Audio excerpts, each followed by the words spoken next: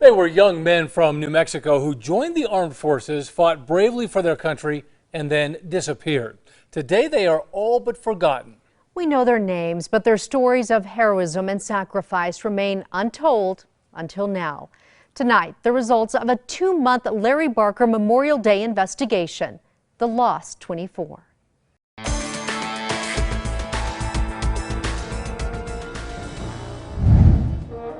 56 men were lost. 100 men were lost. A total of 100 men were lost. Tucked away among the ball fields and the bike paths at Albuquerque's Bullhead Park is an obscure memorial marked by a pair of tarnished plaques. While this is a place to relax and have fun, it has a solemn purpose too. You see, Bullhead Park is named for a U.S. submarine sunk in the final days of World War II. This park is dedicated to the memory of the 84 sailors who perished. 52 naval submarines were lost fighting the Pacific War. Among the thousands of sailors who perished were 24 New Mexicans. They came from Springer, Cuba, Albuquerque, Mora, Los Lunas, Gallup. All disappeared. We can only surmise their fates. Their bodies never recovered. There were no funerals. Family members never got to say goodbye. We know their names, but we will never know their stories of bravery and heroism.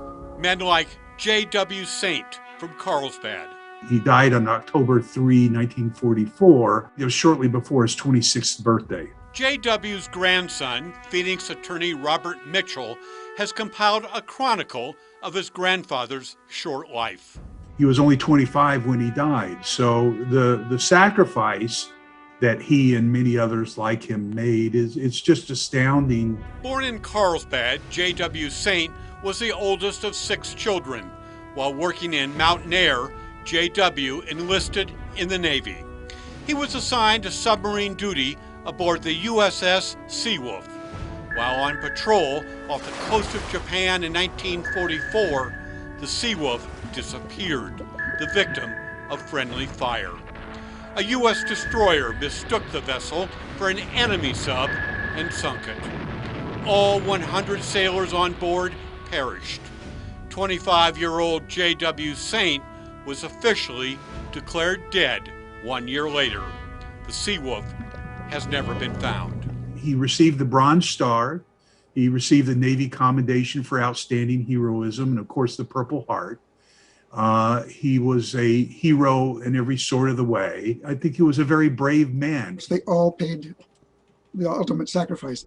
Based in Hawaii, Charles Hinman is a naval historian.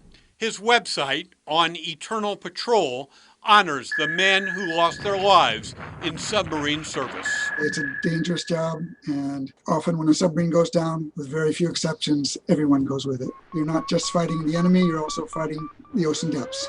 Neil Johnson grew up in Tucumcari. Fresh out of high school, he joined the Navy and served as a machinist mate, 3rd class, on board the USS S-28. In July 1944, during a training exercise off the coast of Hawaii, the submarine, along with its 49-man crew, disappeared.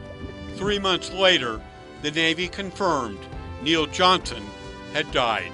He was just a kid, only 21 years old.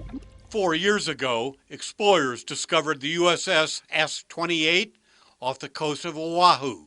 The site remains undisturbed as a military war grave. Albuquerque's Robert Greenwell majored in civil engineering at UNM.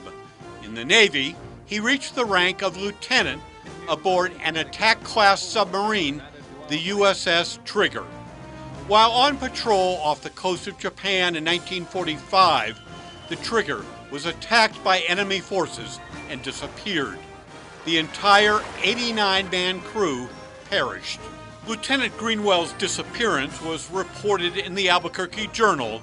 He was just 23. The sub has not been found. George Wester was from a small village south of Las Vegas, New Mexico.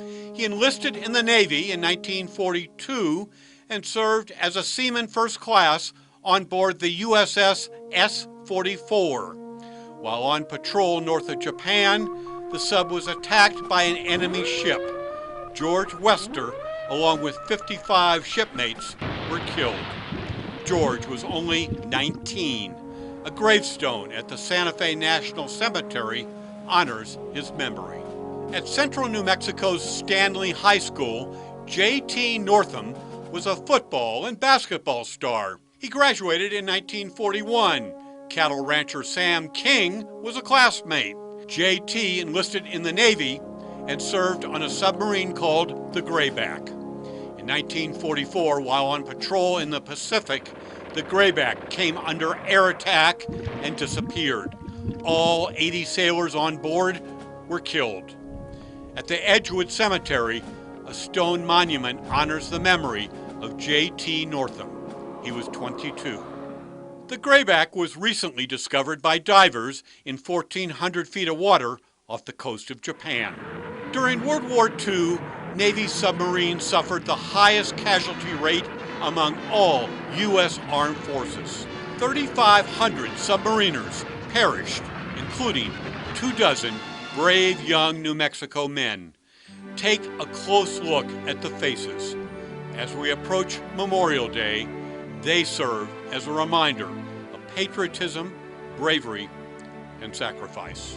It's so inspirational for, the time we live in today where, we don't always see that type of heroism that I think that whole generation demonstrated.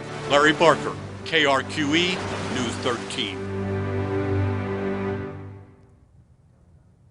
And to learn more about all 24 of these brave New Mexicans, head to alwaysonkrqe.com. Great.